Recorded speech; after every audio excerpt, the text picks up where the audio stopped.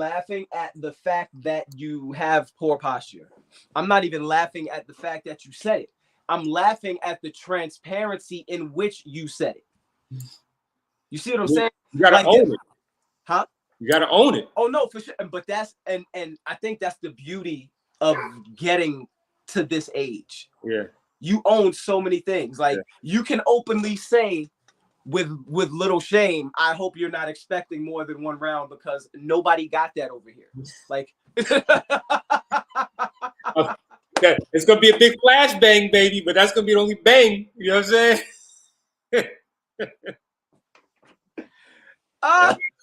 That's gonna be the only bang. It'll be worth it. It'll be worth it though. And dismount with the same confidence that you did when you was 20. Right, exactly. Like my man, he said, triple Lindsay out the window, get up in the split, doggy, I'm the shit. You know what I'm saying? Like, yo, yeah, that's bro, getting older. I think, what the 16-year-old? I think when you really embrace it, that's when it becomes a peaceful aging. Because you don't have false expectations of yourself. Right. You know what I'm saying? Right.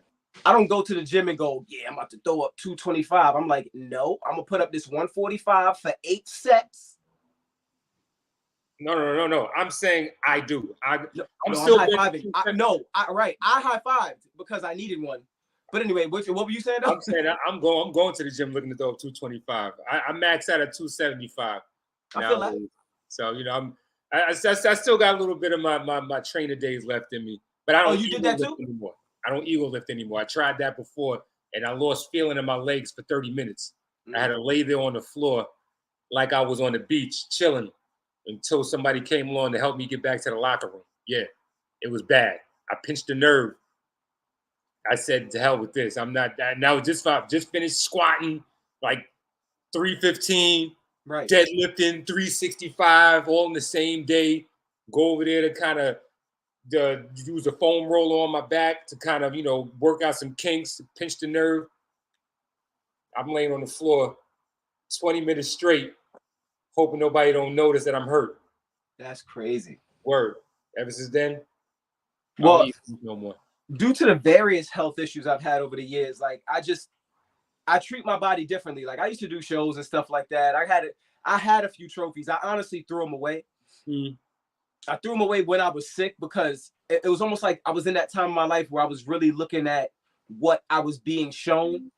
And I'm like, I'm bedridden and I have trophies downstairs for bodybuilding. It's like, I get it. You know what I'm saying? It's like, trophies aren't a priority anymore. You know what I mean? Right. I get it. Like, I don't even need the proof present. I really don't. Like, gotcha. It's not worth it anymore. Yeah. Not worth it anymore. I got and that brings me to the whole, like, when you talk to younger dudes about certain things, and I want to say it's not that they don't want to listen, right? We don't want to give it to them in a tone, rate, and volume that they understand, because that's fair. We have to understand. So I noticed this yesterday because I was watching a younger dude talk. He was 32, and I'll say it this way: I don't know his lifestyle. I wouldn't assume his lifestyle, but if that wasn't his lifestyle, then that's what we raised them to have a softer life, so they're going to be less abrasive, less aggressive. You know what I'm saying? And it took me a while to really kind of understand that dynamic. You know what I mean? Like I fully was aware that now my son isn't going to be me. You know what I'm saying? And I fully fine with that or whatever like that. But there was like certain aspects that I may have been looking for prematurely without giving him a chance to develop his own character and understanding, like you were saying, that the lifestyle that we've afforded him at this point in time would not call for such harsh reactions or such aggressive stances on situations like that. So I told you that's a great point you brought up. I never really looked at it through that perspective. Every opportunity I get, big dog, I share that kind of info with other brothers in my age group, and especially if they have sons, Like I'm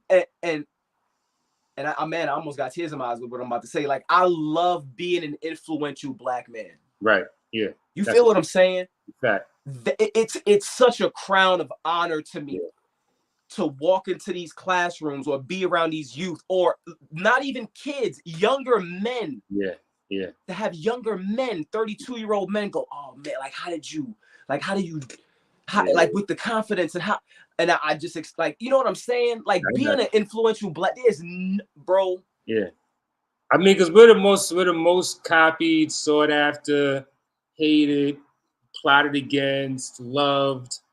You know what I'm saying? Like, our story just alone gravitates the attention. People gravitate towards because the resilience that had to be shown and the fight that we didn't know we had in us until we was faced with certain challenges, and all of that stuff always come to play.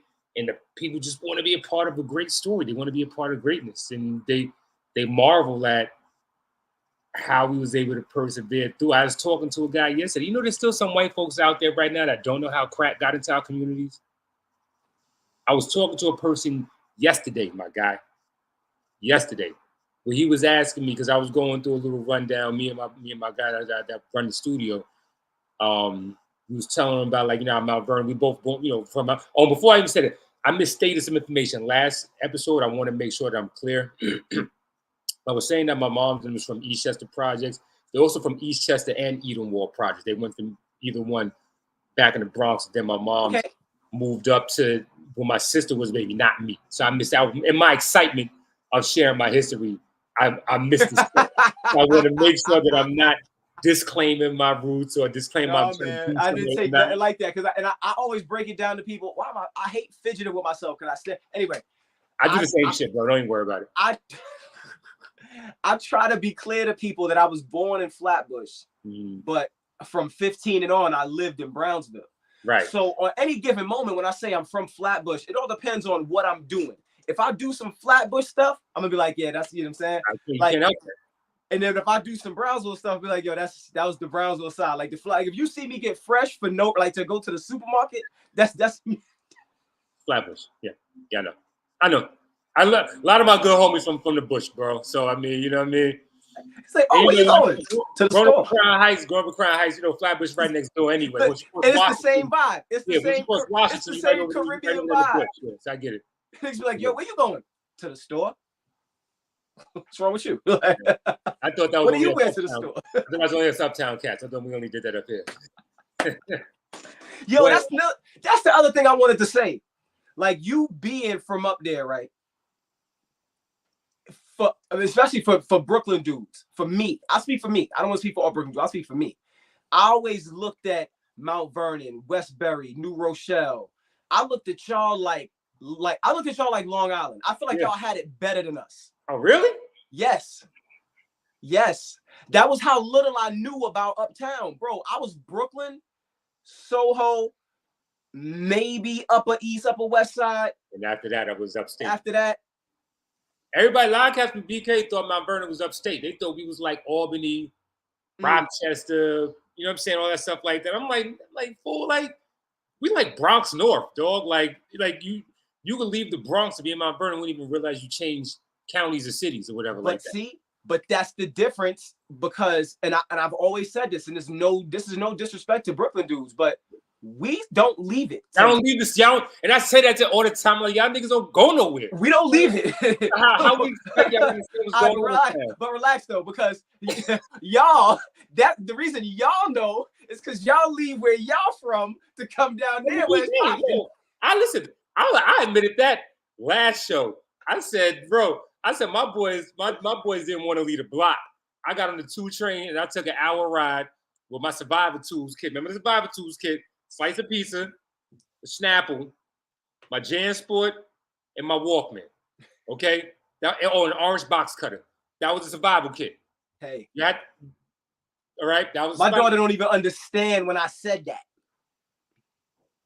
I mean, all you needed to hear was the crack, and you know they meant business. As soon as you heard it, yeah. Like, so that's what I'm saying. So yeah, I was in BK a lot because you know, the dudes in my building sometimes were kind of boring. So yeah, I'll give you that. I'll give you that much. There was a lot more life going on out there sometimes.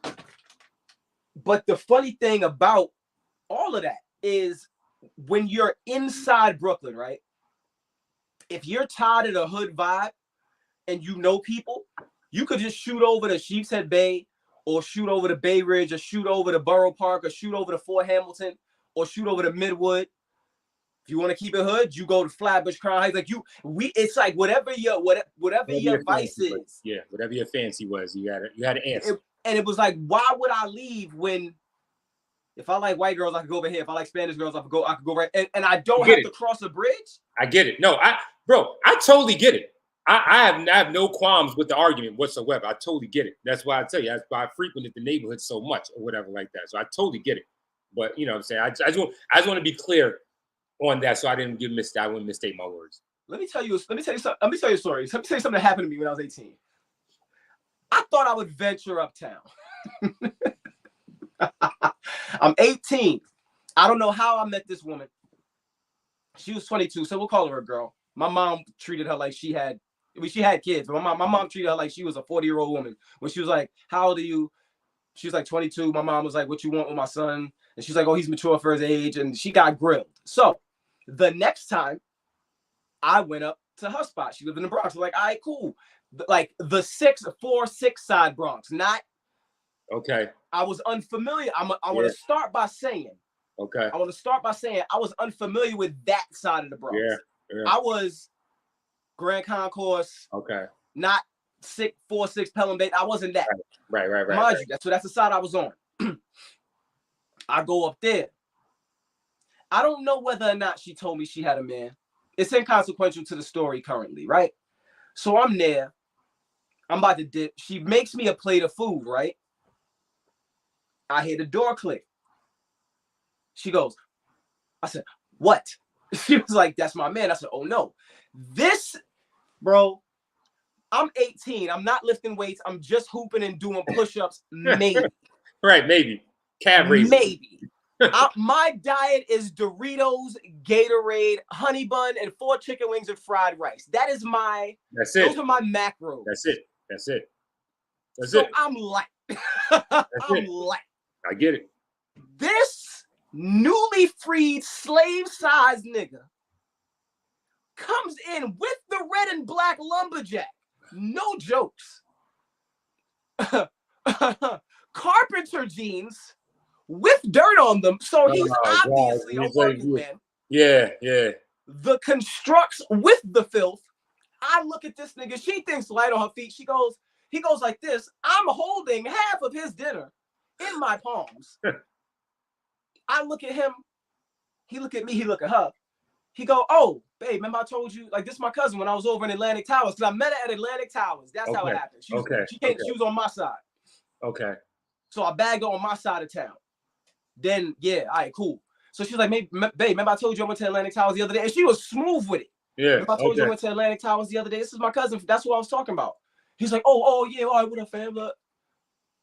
I took one more bite. I said, yo, I'm out of here. I'm out of here. Yeah, I gotta go back to Auntie house. Yeah, remember she called me about that shit? Remember she said, wow.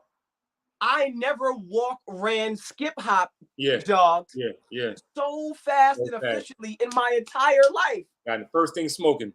That was not gonna be a win. Yeah, not at all.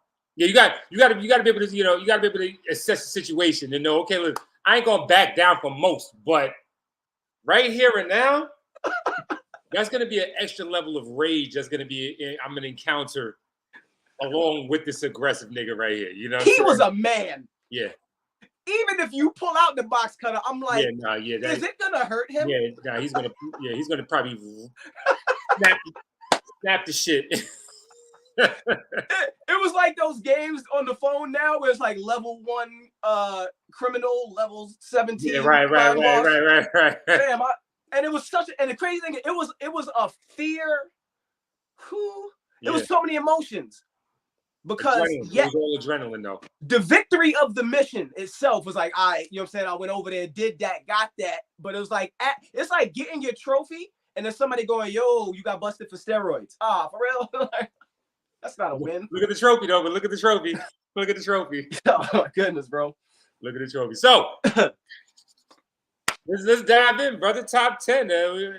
I wanted to hit you, see if you was going to be able to put the graphic up for the people for the playback so they could see what we was looking at when we talked about this top 10. I wish you'd have hit me sooner about that. That was my fault. I wasn't thinking. No, but that's the creative mind, though, because we'll start with a level 1 idea and then be like, yo, I could, but listen, that's something I could work on, because like I definitely like to up my production value. Like I like the fact that you work from a studio, and like I have a studio in the house, and but I can learn from you as far as like just little, you know what I'm saying? Like it's a lot going on. Man, it's still sharp and steel, man. Iron sharp iron, however the saying goes. Whichever metal. Still sharp as whichever strong, solid metal. Sharp as each other. So you talking about the feature joint? Feature joint, yeah. So I guess to bring it back full circle for the listeners or whatever, I shared with the brother Penn Game 7. I saw a post that had the top 10 greatest features, feature verses. All right. And when I saw the list, I wasn't mad at it. I have some adjustments that I would like to suggest to see where your thoughts are. And I'm pretty sure you're going to have your own set of reasoning as far as your entries as well. I want to say, first of all, that I respect this list because it has a female on it. Because very rarely, we're going to get into this later, very rarely do people, when they talk about rap state, first of all, I'll go on record as saying, Rah Digga is my favorite female. She's the best to me. She's the best to you? And I'm not mad at that. I like Rah Digga. But the reason she's the best to me, even though I went to high school, my freshman year of high school was with Fox, and I think she's dope too. Fox got a stain on her jacket because of the ghostwriting thing, because Hove wrote the hits. Yeah. Inga could write. Yeah. Don't get me wrong. Now, Inga's dope. But Rah Digga never had that on her jacket at all. She was with the Outsiders. Them dudes, they were a rap. Yeah, they were bar spitters. Outsiders was bar spitters. Yeah. That's why Digga's my number 1. And now, bro, I have no argument. with that. But it's saying that Kim being on this list doesn't upset me. But let's go through it. Number 10. Let's go number 10 on that. On this current list, because I too have some entries. I'm sure. Ghostface for Fourth Chamber. Remind me again with that one. You know what? That was the only man the whole wait for. Is the Sky Blue Valley Kid in '83 Rock Tailords. Remember Rex? I forgot his name. Watch out for Haiti bitches. I heard they throw heads. Yo, that's the joint where he on the Jizza joint where he was like, "Why is the sky blue? Why is water wet? Why did Judas crack the Romans while Jesus slept? Stand up, you're out of luck like 2 dogs stuck. I ain't have you sipping rum out of Stanley cups. I'm flammable." Remember that joint? Yeah, that with the guitar riff. All right, but let me first say, Jizza was my least favorite of the best Wu-Tang rappers, because that's my acknowledgement. So I never heard that verse. I'll say Meth was my least favorite of the best Wu-Tang rapper. Yeah. Only because his album was middle of the road, bro. To Cal, compare Blood Clot, Sub Crazy were the only joints on it for real that would get immediate spins. That's 3 out of a 16-track album, 17-track album. Mr. Sandman was alright. Wasn't really a fan of PLO style. You know what I'm saying? So of course, All I Need. But I mean, that goes without being said. That won a Grammy. Meth vs. Chef? Huh? Meth vs. Chef? Meth vs. Chef. I like Meth vs. Chef, but I didn't go right to that song. But I mean, okay. But let's think about it. Let's think about the standard first and foremost. And this is such a harsh deviation, but I feel like this is it is because we gotta get back. We do gotta get back. Yeah, back to the list. We got it. What we're comparing his solo entry to a Purple Tape solo entry, which is unfair. Because Purple Tape, anybody did. You can say that with anybody in the Wolf. That's the case. The only one that came closer to Purple Tape was Iron Man for real, as a solo entry. Do you want to hear a harsh truth? I liked Old Dirty's album better. I do too. I liked it better than Meth's. You know what I'm saying? All right, get back to it. My fault. Back to it. Okay. So now, all right. But oh my goodness, you know what? See, that's why we number 9. So 4th chamber, Lil Kim to Benjamins, right? Lil Kim to Benjamins. I would propose Quiet Storm. Storm. That's what I was gonna say. I was gonna say Quiet Storm before the Benjamins. Yeah. Her Quiet Storm feature was.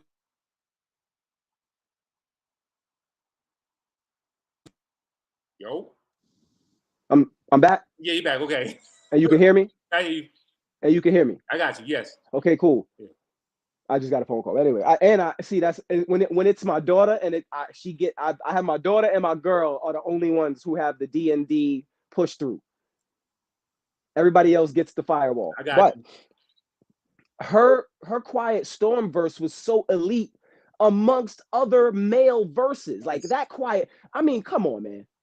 But that's another one. She's another one who got that on her jacket. And but I would have said if you're gonna have Kim on here, that's the one that gotta go on. That's Kim's pinnacle verse, if you ask me. That's a pinnacle feature. I don't care what nobody say. You know, that's a verse niggas can ride around blasting and singing along with, and ain't nobody gonna look at them funny. You can't do that with no Nicki Minaj. You know what I'm saying? You can't do that with no Cardi B. Watching 6 niggas talk about hot damn hoe, here we go again. Yo, and then we gonna be each other's face the whole time, like you know what I'm saying? No, we straight men. We gonna be hot there, light as a rock, bitch, hard as a cop, bitch. But that's the beauty of it. Yeah. Yes. Age, you'd be like, I don't care about none of that. This verse was crack, and I'm gonna rap it word for word. And the shit matched perfectly with the theme and the presence, the presentation, the arrangement of that whole song. It matched perfectly. Like they couldn't have found a better person to do that remix than Kim, if you ask me. Nobody. But does the looming question of who penned that mess with you at all when you that was post like big? So that was 99. So I'll now I understand that there were most rappers of that ilk sometimes had help. All right. I'm no fool to that. I don't know who penned that. Who was writing for niggas at that time? Was that Loon? That was writing for cats for Bad Boy in 99 around that time. Loon, Cam was he was sublet. Mace was writing. But Mace already was in Atlanta at that point. Quiet Mace Storm, he got ran out of Harlem in that by 99. Okay. That's a tragic story. But anyway, I got a funny story. Anyway, but the thing about it is there's so many super low-key writers, right? Ness hung around for a minute. Loon was around for a minute. So whatever mixtape rapper was hot that Diddy had his hand. Red Cafe. Shout out to Red Cafe. I banged with Red Cafe. Shout out to Red Cafe. I read Bangs with Cafe. He got sneaky bars. Sneaky hits. He got sneaky hits. I like Cafe. Shout out to my man Kevin right there, Cash Mooney. He's a producer. He's hard. He's hard. What up, Kev? But yeah, so it might have been any of that. I mean, honestly, it might have been Pretty Boy because he was writing too. Right, because he didn't write for Inga though, did he? No. Inga wrote for him. Yes, she was better. Right. How you, yo sis? And the thing is, that firm All Stars, that we are the firm. I love that song. All-Star. Yo, I don't rock with Pretty Boy like that, but that song. And the funny story, like my ex, I was from Brooklyn.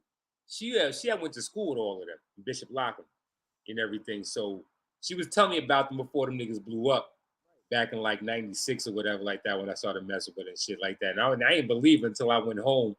I went back whatever to the block. She from originally from Bushwick. And she was telling me about, how her Inga and all was beefing in high school and all this shit like that and yada yada. I was like, okay. And then I see these niggas come out and showing pictures with her and Gavin together right back in the day. I was like, oh, okay, yeah, niggas is. But that's what I love about our era of Brooklyn. We all have, and I said this in another, I sent this to you, but I didn't want to touch on it now, pause. But the fact of the matter is, it's real. The fact that when you're our age and you came up in that time, hip hop means a lot to you because you have actual hip hop stories. Yes. Everybody in our age group has a hip hop story. Absolutely. You know what I'm saying? Somebody that somebody knows, if somebody notable, that's right. Has it right. Somebody notable, right? Like the fact that I played on a hoop team with Magnum Force Generals. You know what I'm saying? I was in it. I hate the stupid thing, man. I can't. And I talk like this. I do that, so it makes me mad. But anyway, the fact that I was around Starang and Rock and P, like you stories, we got those, and that's why we take hip hop so serious. So when we see people like that just treat it like whimsically, it's like, nah, bro. Like this is a life. culture. This is culture. It's like a nationality for real. That's a fact. That's a fact, and that's what. And I made mention on my last show that I taped. I didn't finish editing yet. I made mention of you in the show when you asked me on there the other week about what's the best thing about hip hop to me, and I was saying about how it kind of gave us a real identity in this cultureless environment that we were forced into. We was able to create something from nothing and be able to, and it became a fabric of abidance, of living by.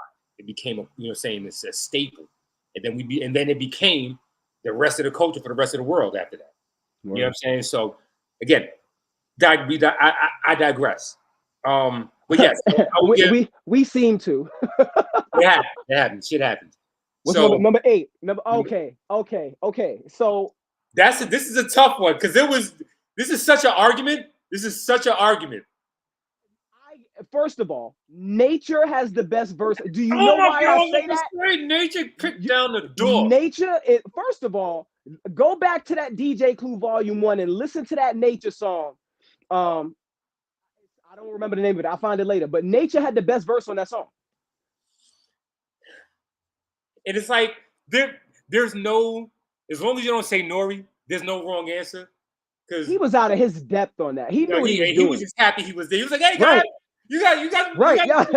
I'm invited me to the. You know what I'm doing? You guys doing that? I'm doing that too." Right. It was like, "Little nigga," you know what I mean? But he was able. He struck gold with that song being on his album as like kind of the kickoff introduction to the NORE album, whatever like that.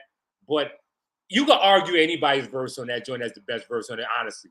You know what I'm saying? Cam's verse, 606 places, of course, 6 cases. Well, that's all over 6, because I wrote 6 aces all over big faces. Like, you know what I mean? But yeah, Nature's verse. Nature smoked that. Yeah, Nature I'll say Nate and then Pun.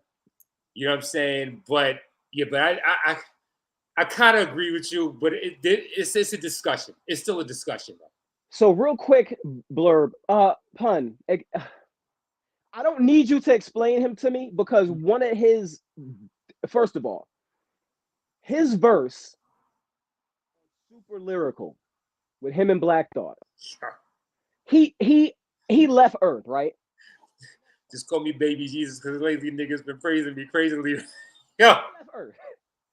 Amazing slavery. There's a verse on a Biggie duets. Him and Big. You know what? I don't care. I have to. Biggie will go. Keep going. Explain. I might have heard it because I do DJ, so I've been digging. I dig in the crates for some songs like those. The Biggie Duets album is the one with him. There's a song with him and Hove on it. Oh, it's right here. All right, cool. So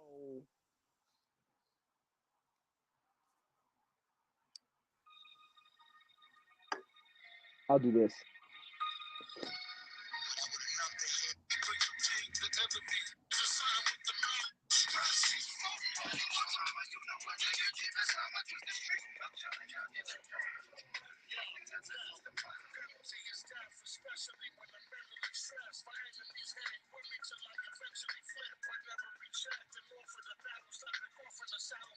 Call for me to hear. You guys send it to me.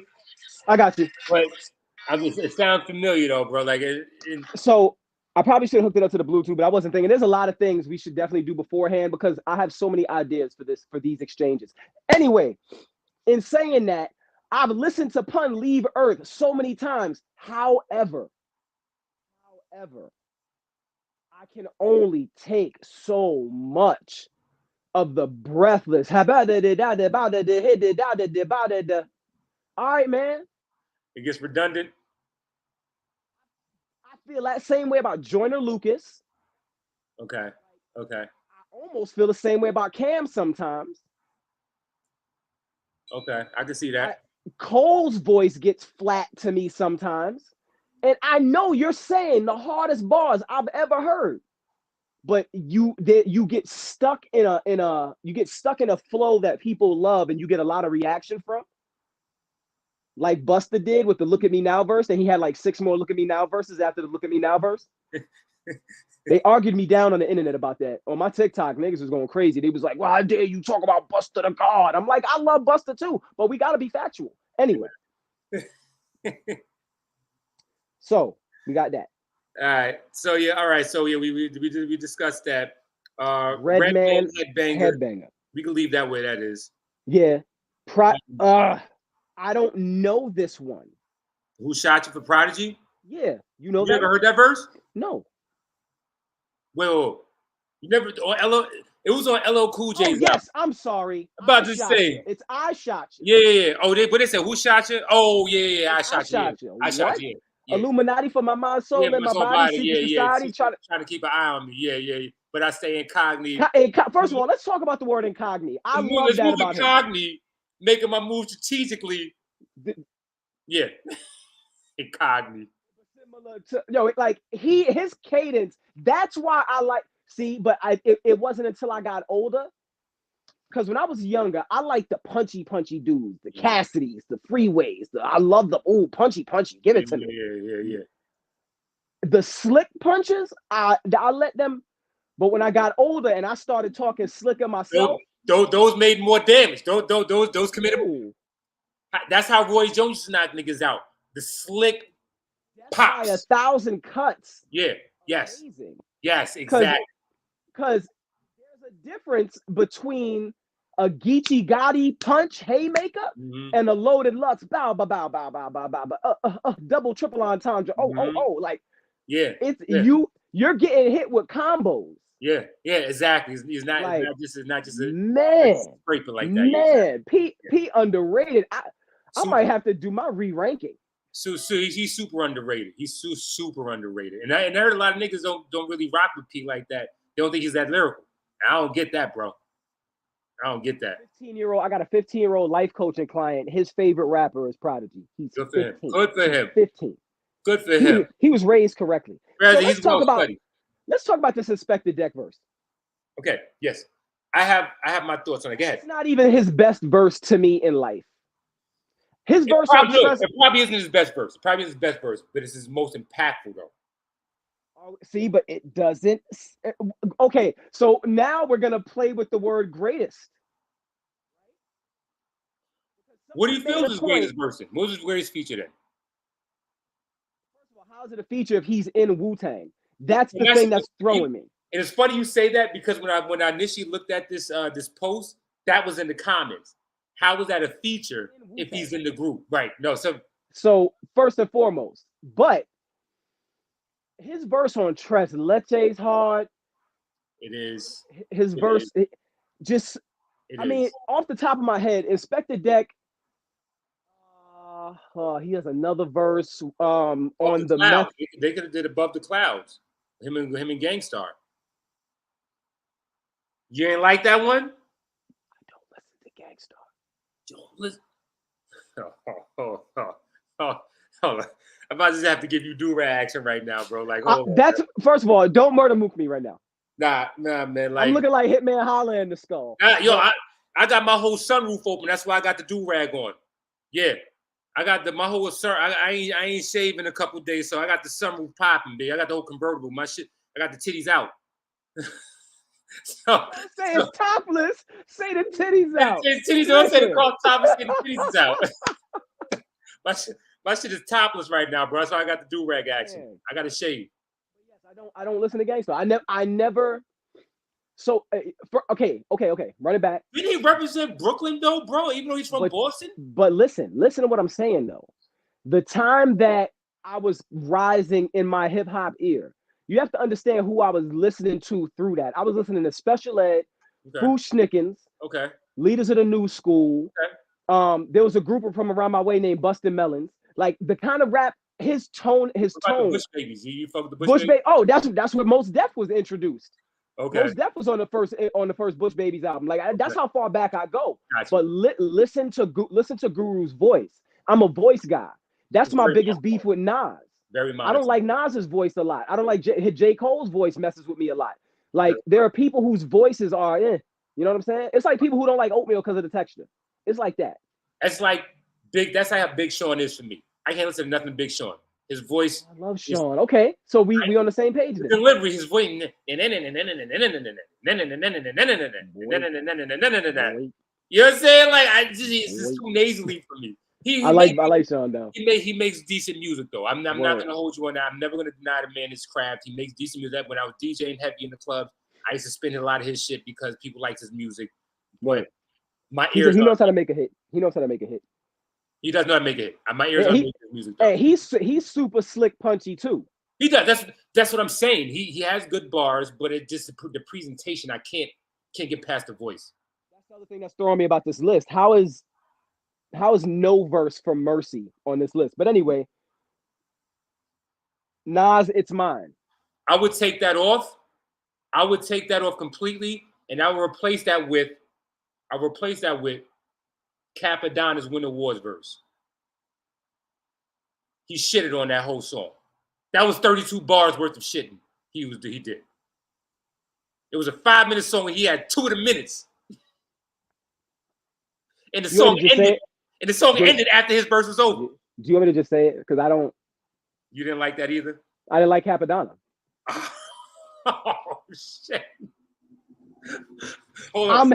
Bro. Now you pissed him off. Punchy. Now you pissed him off. Punchy, bro. Like, did you listen to what I sent you? Yeah. Did you get my response, bro? That's some. I'm gonna keep it all the way buck with you. I'm gonna keep it all the way up. Kilo. Now I'm gonna clip this because he's talking about my rap skills for all you niggas who be in my comments talking about, can you rap? Go ahead. Listen and hear what I tell you with this. I clicked on the track, not expecting it to be trash. I didn't expect because I know we're from the same ilk. So I know if you're gonna put passion into something at this age and you still have, if I'm gonna get on the court, I'm gonna still be able to dunk, pretty much. Okay. I was pleasantly surprised at how good the song was. That's some shit that I would be used to hearing on Status Selector Show Off Radio. That's some shit that the sound, just the verbosity, the lyrics, just the content. That's some shit that I would expect to hear on XM Radio, Show Off Radio. Submit that shit to Stat, my nigga, like for real. That's some shit that I would expect to hear on there. I swear to God, I just came from the gym. And I have an after gym a routine. After I come from the gym, so I'm in the parking lot at the gym, and let me listen to this shit real quick because I want to reach out to homie anyway. But let me listen to the joint real quick. I put the joint on, and I was just like, "Whoa!" I had to run this shit back. I was like, I had to make sure this the same motherfucker. Okay, all right, let me play this shit again. And I was rocking with this shit. I mean, I was caught off guard. I was like, this shit is high quality. Most people are caught off guard because of the way I talk in my real life. I was like, yo, this shit is really a decent hip hop that I can hear some shit like this keeping up in the 2020s.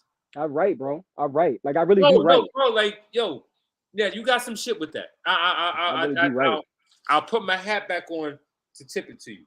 You got some shit with that. All right, bro. And you know what's funny about me? I write. At something and I'm like, ooh, that's a punch, and I'll voice note the one punch, and then I'll just build off that. Now, what I will say musically, and I'm glad Kev is watching because he made a beat on the EP that I was telling you about. I was rapping double time on that. I'm not comfortable with it, but I did it. What I don't like about me is I'll sacrifice being topical for being lyrical. Mm-hmm. I'm never gonna tell you anything about myself. I'm not telling you anything. All you're gonna know is you gonna. Gotcha. And that's a flaw of mine musically. But I don't want to get personal. I don't want to. I have a song where I get personal. I don't necessarily like it, and I don't like my voice, by the way. But that's just how it goes. I'm the same way. Like I hate thank you. myself when I be doing my post edits for my shows. I'm like, do I really sound like this? And people think I'm funny. Oh, okay, fuck it then. Let's go with it. They like it. I love it. I don't like my rap voice. My speaking voice, I love my speaking voice because I learned how to project because of coaching. But like my rap voice, I think it sucks. So who would you put? So what do you feel about the It's Mine verse then? Get back to that. I never heard it. I want to replace it altogether. If I'm gonna replace it with anything, Jay-Z Blackout. Jay-Z's Blackout, but I'm a monster. I sleep whole winters, wake up and spit summers. Ghetto nigga putting up Wilson. Yeah. Come on, man. Yeah, hop out with sixes and hummers, bitches among us. Try not to let this bullshit become us. Yeah. Toughest gun better to gun butcher. Come on, shut up, Hov. Get out of here. And you and X never liked each other for real, so that made it extra. that made it extra. Little extra. Brooklyn was on that joint right there. 1 minute, it's like I ain't got no problem with homie. Next minute, it's like the nigga running around in flip flops and sandals on vacation. But he did do dog dirty for real. Yeah, he did do dog dirty. Yeah. Like don't. But that's kind of like the consistency I'm hearing about Jay now. Like he was a real snake type nigga, man. When it was. That's why I have my number one spot in my hip hop list, man. My 50 total MCs. He only took number 2 because of all of the fuckery that I heard that followed him, man. You know what I mean? And it's unfortunate. The other thing that nobody ever talks about is the age difference between. Never mind. No. I mean that's significant. It's significant because it doesn't matter. Number 3, AZ, Life's a Bitch. All right. Yo, I can live with that.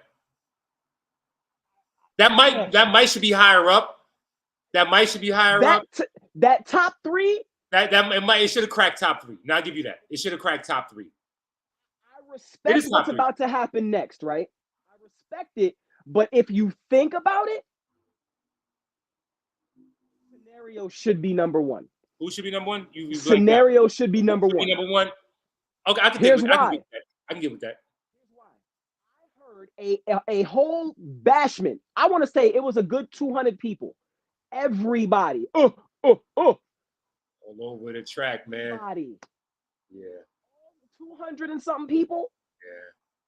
From a lyrical standpoint, Verbal Intercourse is definitely number 1 on this list. Yeah. I use Verbal Intercourse as a poem for my senior year 12th grade English class. We had to come with a poem and we had to be able to explain what the poem meant to the people. I took Nas's verse of Verbal Intercourse, obviously censored it for the, it's hot. I couldn't say how to weed inside their pussy. You know what I'm saying? I couldn't say that in my 12th grade class. But I used that and I got an A on that shit, man. She didn't know where it was from. Everybody in the class knew it was from. But the teacher didn't know it was from. She was like, why not? She was like, who's this Nasir Jones guy? But like, that's why it's our language. Yeah. When I see people misuse our language or misunderstand our language. That's a great point. Because right now, even the youngest are speaking our language. They're just talking in a different dialect. Yeah, right. We was talking about money, cars, clothes, hoes, jewelry. Every last one of us had a song where we talked about our ice being so bright it blinded Stevie Wonder again. Right. Like we all have that. Yes. We have to stop being hypocrites. They're speaking a different dialect. Our elders hated us because we was talking about money, cash, cars. I was like, that's what LL was talking about. Like if you don't get out of here. Yeah, with that rah shit. For real. Rapping on time with each other at the same. Shut up. Anyway. Yeah, okay. Like I can give you that. I can give you scenario number 1. I wouldn't be mad. I'm not mad at that suggestion. I'm not mad at that at all. I'm not mad at that. But definitely Life's a Bitch, AZ's verse. Like my son is saying he's gonna be 16 this year. He made it a point to himself to learn that shit word for word because when I first played it for him, when he was probably like 4 years ago, 4 or 5 years ago, 5 years ago, before he moved back up to New York, We still living in the DC area. I played it for him. I had all the clean versions of Illmatic, and it was written. Mm-hmm. I played the album for him. Like back one day, we worked about an hour away from where we lived at the time, and then we ran a youth center. So we would get the kids from school, and we would go to the youth center out in Annapolis, Maryland. So on the way there, I would play half of Illmatic, and on the way back, I played the other half. The next day, I played half of it was written, and on the way back, I played the other half of it.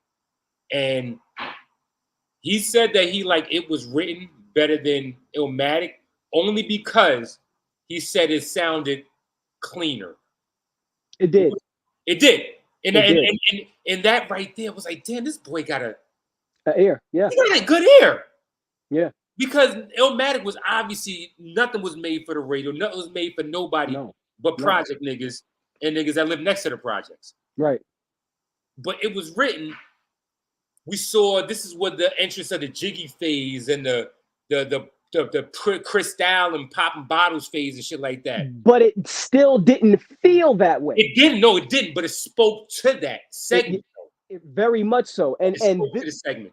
And see, that's where people don't understand my distaste or displeasure, because it's not distaste, because listen, he is who he is. There's nothing I can say that removes that. Mm. But that's where my distaste with him. Bless you.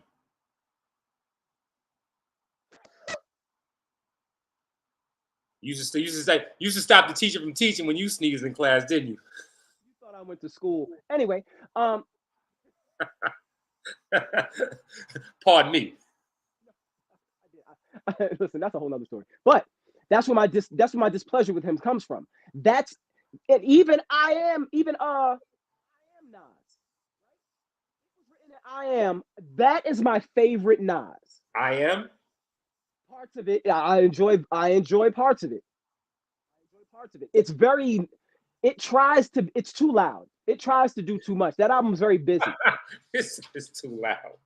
No, for real. The album's very busy. It's very the beats are very like, come get it. Like go back and listen to it. You'll see what I mean. But you know why? Because it was supposed to be the double CD with the lost tapes, and I think that would have balanced it out. If the lost tape, if the tracks that got leaked that didn't turn into the lost tapes was actually able to come out in the double CD during that double CD era, that would have been 3 bangers in a row from Nas. You know what I'm saying?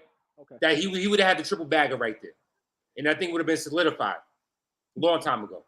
Okay, briefly, because I don't know what next topic we're going to talk on, but I know I want to get a really good one out. What happened to him after that? Then what happened creatively? What happened musically? What happened?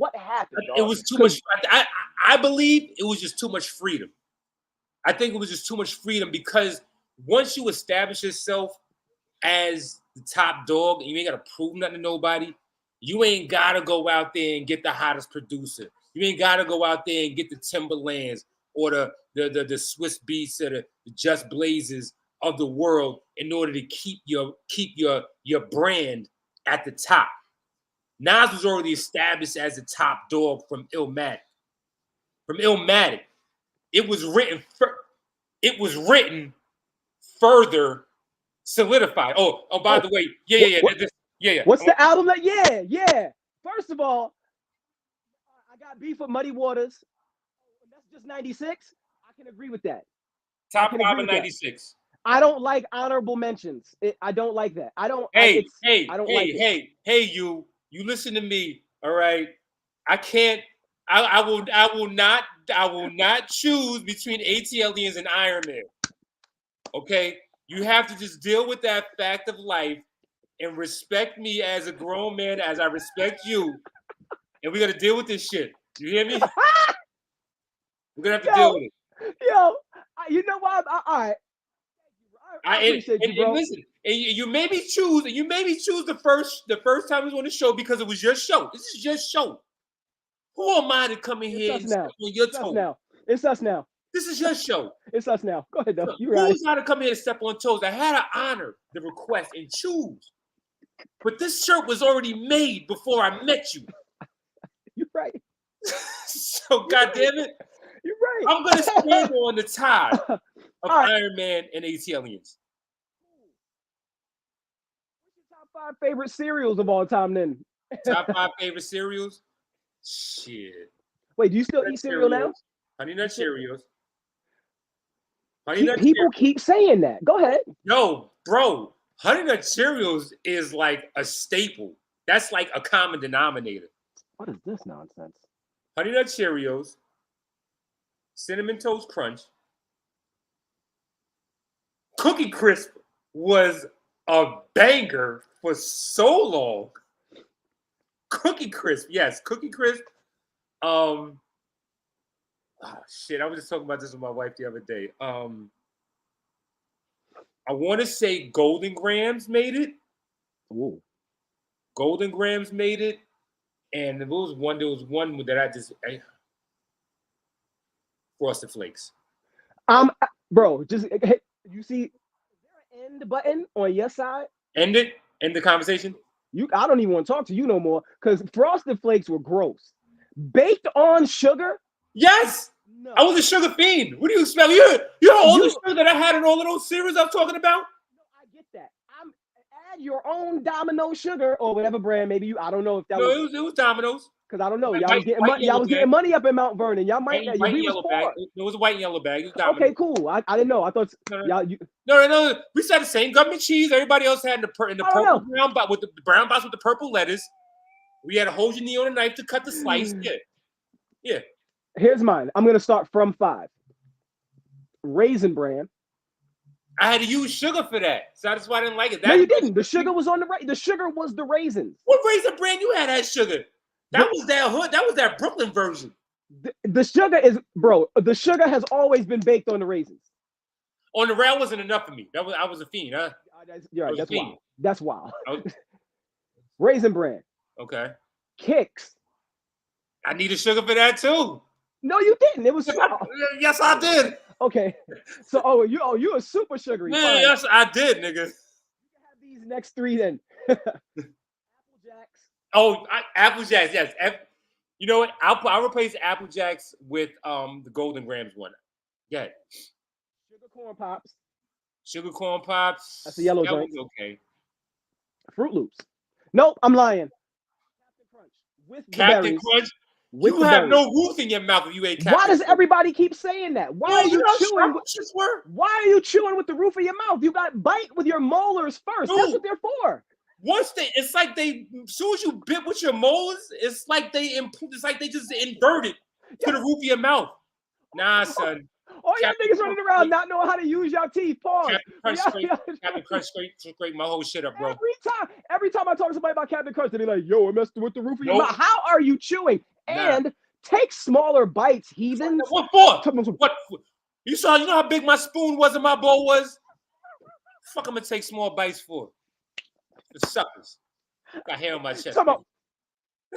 That's it. Close your mouth with the milk. That's why the roof of your mouth looked like you took 7 uppercuts with glass gloves. Captain Crunch is too sharp, bro. Too sharp. Couldn't do it. You know what's crazy though?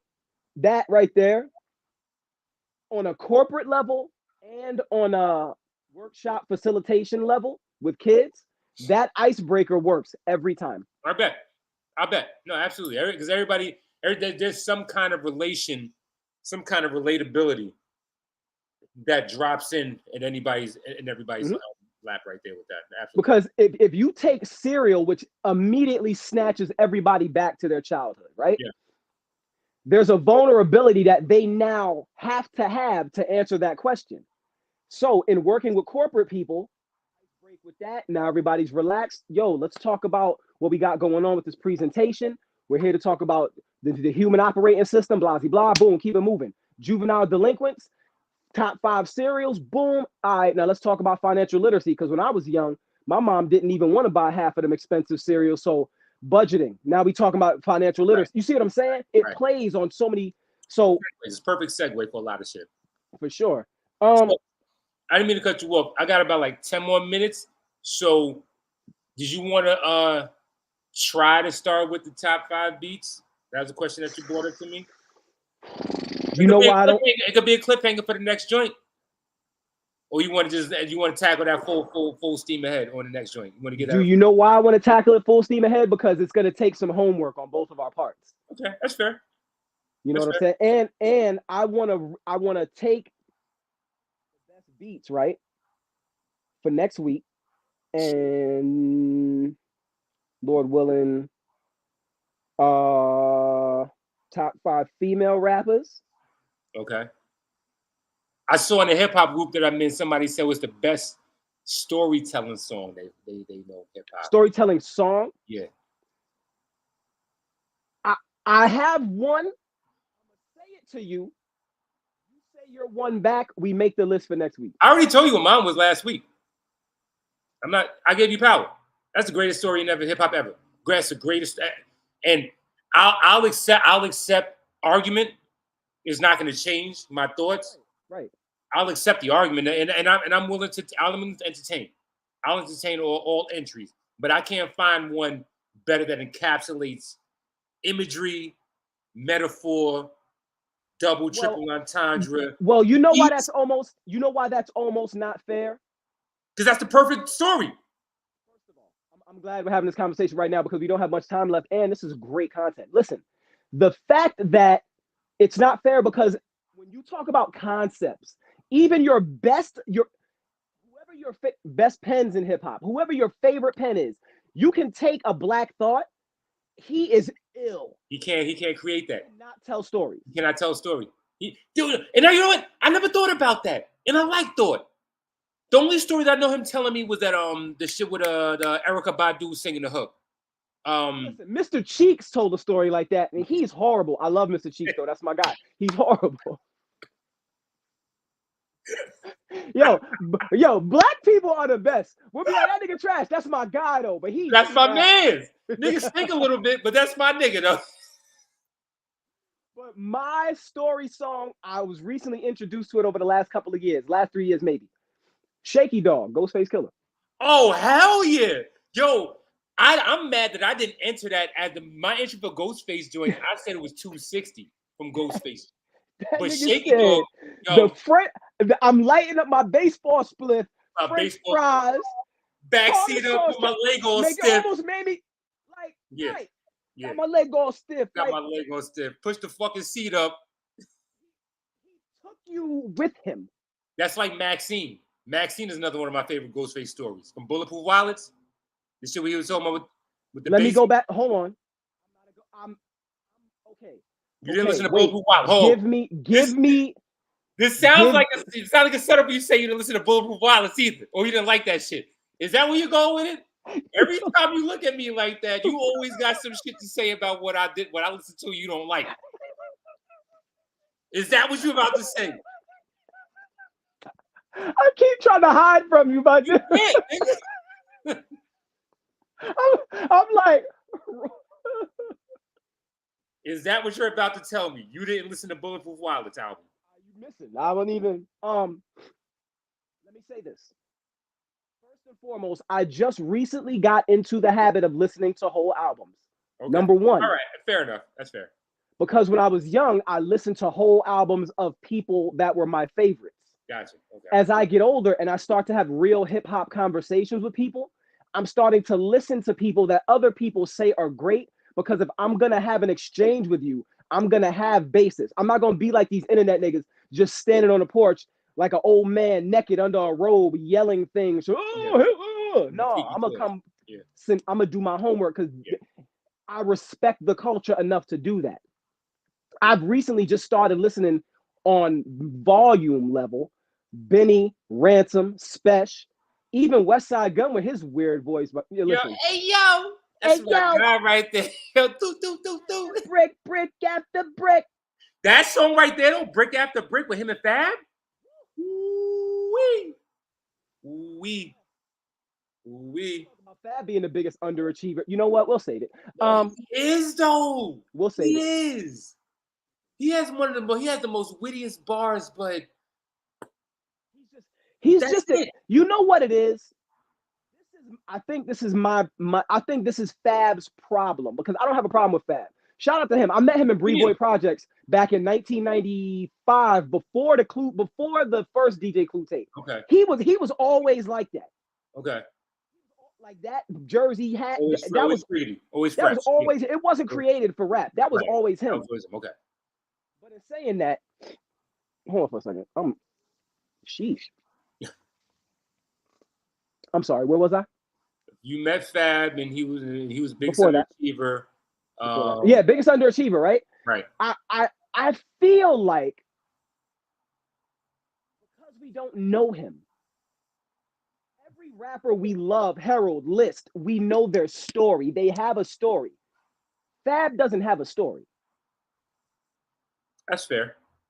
If you look at Nas, we know Nas live from the barbecue, almost went to hell for stuff like you know what I'm saying? Yeah. That's part of his backstory. We know his dad was a jazz musician, so and we know, you know what I'm saying? We know things about Nas that make us feel with him. Right. We know Jay's dad was absentee father, alcoholic, heroin addict. We know he shot his bro. You know, we know some things about Hov. We don't know everything about Hov. Right. We kind of let it. We know enough to okay. We know your story. Makes it relatable. We can relate. Yeah, I lost 92 bricks too, fam. It's you know, we all did that. Who hasn't? With Spanish niggas named, bricks too, right? With Spanish niggas named Englique and shit. You know what I mean? But we don't know Fab. We just know Fab is nice. That's true. That's true. I never thought about that. That's true. That's true. I like to feel connected to our artists. Tell me your story. That's fair. I don't see how Big Pun got that big. Have you seen? I saw pictures of him when he was shaped like a boxer. How did that happen? No, man. First time I met the nigga was in Atlanta's airport. When I lived in Atlanta, first moved out there, I had a job at the airport. And yo, I saw all the stars in the airport, bro. All the stars was in the airport. I worked in the airport out there in Atlanta. What, you worked in the airport in Atlanta too? No. At one point? No. Don't tell me that. No. What I'm going to say to you is, I am now getting, because you've already explained your aesthetic to me. If I'm at the airport, I see some big muscular 6'4" nigga talking about. I wasn't muscular until about till I got married and I started having kids. That's when I started getting in the gym about 15 years ago. But I was still tall, had a big frame though. I'm still gonna get my joke off. You were at the airport. Go ahead. I'm sorry. I'll shut up. You gonna stop this train? Hell no. Talking about some. This is you because your head is above everything. You like. If you don't get out from up there, Randy Moss. Get out the airport. And you know what I learned too? Most celebrities are hella short. Jay-Z is tall though. He's tall. Jay-Z's tall and Meth is tall. Meth is taller than me. But we knew Meth was tall when you saw him on TV. That's fair. That's fair. He presents as tall. So does Hov. Yeah. But like I met Mobb Deep and I was like, yo, the size of this. It's like, hello down there. Of course you're angry. You need a stool. You don't put your cereal on the fridge. They can't. That shit stays on the counter, nigga. You put who keep putting P's Fruit Loops on the top of the fridge. R.I.P. to Pito. R.I.P. to Pete. No disrespect. I'm just saying he was short too. DMX was short. Yeah. No, DMX was average height. He was about 5'9". That's average. That's average for a male. That nigga, Cat Williams was not lying. When I first heard DMX on the Survival of the Illest freestyle, I thought he was 6'5", 80 with no body fat. Yeah. You thought that nigga was bumping up. And you 5'9"? Yeah, that nigga 5'9". That makes him robbing people way worse to me. I got robbed by, I need one from you too. I'm coming home. This is the last time I ever wore my headphones in the street. I'm coming home from my dad's house. It's like 5:36 in the morning during the summer. So it's just light. Just light. I'm walking. I see these two hobos standing by. And for the replay, I said HOBOS, hobos. Like I know. Vagrants. No, this is for the repost where they try to get you for saying hateful language. I said hobo. Oh, anyway, right. There I you see go. these two dudes standing by I ain't paying him no never mind. I keep it pushing. The shorter one followed me up the block. Now, in my mind, I'm imagining him ducking behind garbage cans and backs of cars because he was that little. I get to my elevator, hit so you walk in the elevator with your back turned. I turn to push the button. He scoots in, talking about, throw it off. Give me all that. I'm like, what? And so in my mind, I'm like, I should take it, snuff him. But if I get shot, I'm gonna be mad. A lot of thoughts were going through my head. The security guard passes. I say nothing. I should have said something, but either way, I'm like, because he might shoot both of us. Somebody getting shot, and it's pointed at me. So I ain't say nothing. Took my 2 rings off, not 2-finger ring, 2 rings. One was a name ring. The other one was a ring that had a diamond in the middle that my mom gave me from my Uncle Jimmy who died. She swore I gave it to a girl. To this day, she swears I gave it to a girl. I did not. I got robbed. I got an Uncle Jimmy too. Funny you say that. That is crazy. Yeah. Took the chain off, took the gold face guest watch off. He let me keep the beeper. Thank you, homeless guy. Yeah. He dips. I go upstairs, still in shock over the fact that I got robbed, went to sleep, woke up angry. I'm combing the streets for this nigga. Me and my brother combing the streets for this nigga. We could not find him. I was hot. That'd be the worst, yo. I was hot. That's the last time I ever wore my headphones in the street, dog. I do not wear headphones in the street. No, nowhere. That just kept me focused. That kind of locked me in.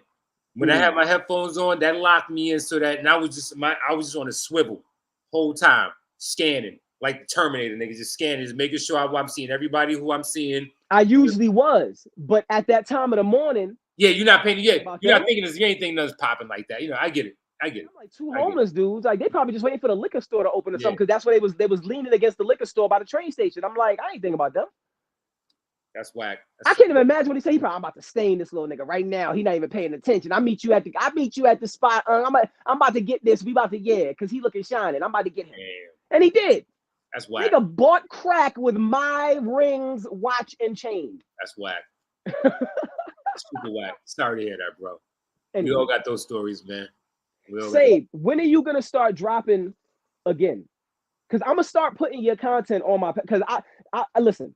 I don't like when I see dudes who first of all, you're hella talented. Thank you, sir. I don't know why you don't promote yourself more. I don't either. That's you know what? That's listen. That's another day. We can't get into that because we out. But I was telling my wife that the other day. I'm like, I don't know why I don't just post more of my shit, man. Like, I don't know. Maybe this is a confidence thing. Maybe it's a low self-esteem thing. I don't know what it. Maybe some shit that I'm still working through as an adult that traumatized me as a child. I don't know, but I need to, and I just don't. I don't drive myself to do it, and I don't know why, bro. I'm being honest with you. I have no answer for that because we'll discuss it behind the scenes at a later date, bro. We'll discuss it behind the scenes at a later date because that's just something I enjoy doing, regardless of whatever happens. Like, I'm not a like watcher, none of that. Like, I'll post something and I'll just keep it moving. Like, I was like, this is hard. Me too. Somebody's gonna get something out of this. That's what I do. And I just move. That's what I do too, especially like on my YouTube station, especially on YouTube and Instagram and all that shit like that. I'll post something and I won't look at it until I post it again. See what kind of response I got. You know what I'm saying? Then from that, fuck it. I already posted it. You know what I'm saying? If there's somebody that had an interesting comment, I may respond to that. Or if somebody that doesn't know what the fuck they talking about and they try to say, I don't know what I'm talking about, then I'm going to get back at them like, nah, you don't know what the fuck you're talking about. You know what I'm saying? And then we have a little back and forth again. But I don't post and then I sit there and wait and see how many niggas I don't do that. You know what I'm saying? I clip something that I'm almost certain will start a beef. Because you put that out there. And I'm like, let's argue about what I said about Andre 3000. Go ahead. Well, what do you say about Andre 3000? You have to find it on the internet, bro. I don't. I'm right here, right now, asking you. You said you had to go. I do, but that's gonna give me something to talk. Give me a reason to want to come back next week. Let's do this. I will send you the TikTok. You can watch it. Get mad and seething. Text me. I can leave you on red. I already know where you're going with it. If you said I'm gonna get mad. Because you see, I'm defending my stance on homie. I see your back foot. I saw you plant your back foot. You plant. As long as you know, I got a strong foundation. I got a sturdy foundation. Because you're gonna need it when you hear what I got to say about it. All right, man. That said, my man Sabe James, who we did not introduce, find him under that name because he's the only one I checked.